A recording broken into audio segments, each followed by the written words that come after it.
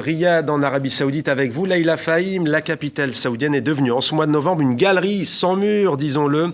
Galerie nocturne à l'occasion de Nour Riyad, le festival annuel d'art de lumière. Alors c'est la deuxième édition pour celles et ceux qui ne connaissent pas l'événement. Dites-nous quelle est l'ambition de ce festival dédié à la lumière.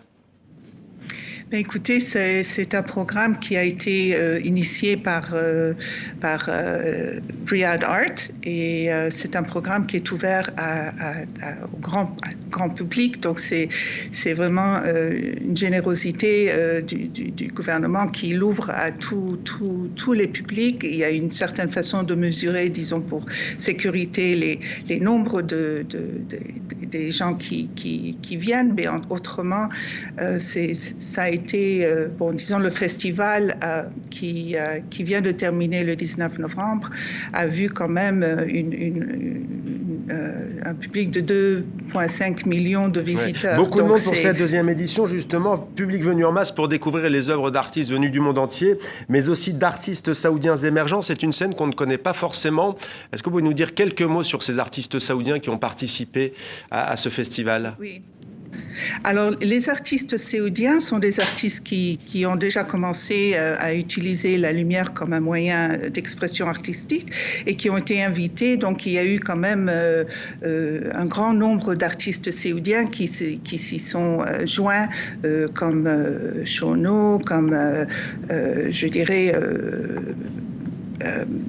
35 à 40 artistes qui se sont mêlés à ce nombre d'artistes internationaux. Alors, il y a 190 pièces et installations. Il y avait 40 sites dans la ville entière, 40 pays qui ont été représentés dans la participation des artistes, 500 activités culturelles et le public, c'est vraiment...